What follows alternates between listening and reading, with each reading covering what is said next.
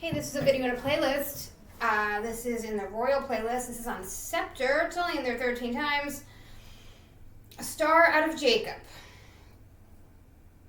A scepter shall rise out of Israel and smite the corners of Moab. Genesis 49:10. The scepter shall not depart from Judah, nor lawgiver from between his feet until Shiloh come. And unto him shall the gathering of the peoples be. Numbers 24:17. That was the first one. I shall see him, but not now. I shall behold him, but not nigh. There shall come a star out of Jacob, and a scepter shall rise out of Israel, and shall smite the corners of Moab, and destroy all the children of Sheth. Sheth. Sheath. Esther 4:11. All the king's servants and the people of the king's providence do know that whosoever, whether a man or woman, come to the king in the inner court who is not called, there is one law, to put him to death, except to whom such the king shall hold out the golden scepter, that he may live. But Esther wasn't called to the king, and she did risk her life and stick her neck out to save her people. Esther 8:4, the king did hold out the golden scepter towards Esther, and Esther arose and stood before the king. That's Esther 8:4, like right out of Eyes Wide Shut. Psalms 49:6, the throne of God, thy throne, O God, is forever and ever. The scepter of thy kingdom is a right scepter.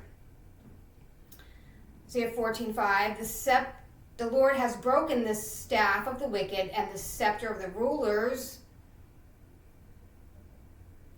Ezekiel 19:11, she had strong rods for the scepters of them that bear rule, and her stature was exalted among the thick branches, and she appeared in her height with the multitude of her branches. Ezekiel 19:14, a fire is gone out of a rod of her branches, which has devoured her fruit, so that she has no strong rod to be a scepter to rule. This is a lamentation, and shall be for a lamentation. Amos 1:5, I will break also the bar of Damascus, and cut off the inhabitant from the plain of Avon, and him that holdeth the scepter from the house of Eden. And the people of Syria shall go into captivity and a curse, saith the Lord. Amos 1:8, I will cut off the inhabitant from Ashdod, and him that holdeth the scepter from Ashkelon. And I will turn my hand against Ekron, and the remnant of the Philistines shall perish, saith the Lord God. Zechariah 10:11, he shall pass through the sea with affliction, and shall smite the waves in the sea, and the deeps of the rivers shall dry up, and the pride of Assyria shall be brought down, and the scepter of Egypt shall depart away. Hebrews 1:8, but unto the Son he saith, thy throne, O God, is forever and ever. A scepter of righteousness is the scepter of thy kingdom. Here's a message from the Book of Mormon. And now, behold, I will show unto you that they did not establish a king over the land, but in the same year, the 30th year, they did destroy upon the judgment seat, they did murder the chief judge of the land, and the people were divided one against the other, and they did separate from one another into tribes, every man according to his family and his kindred and his friends, and thus they did destroy the government of the land.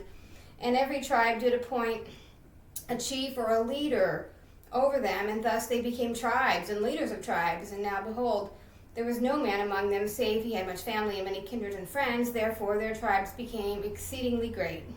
Now, all this was done, and there was no wars yet among them, and all this iniquity had come upon the people because they did yield themselves into the power of Satan.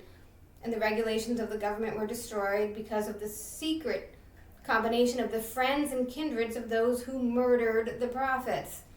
And they did cause a great contention in the land, insomuch that the more righteous part of the people had nearly all become wicked. Yeah, they were but a few righteous men among them. Now, this secret combination, which had brought so great iniquity upon the people, did gather themselves together and did place at their head a man whom they called Jacob. And they did call him their king. Therefore he became a king over this wicked band of people, and he was one of the chiefest, who had given his voice against the prophets who testified of Jesus.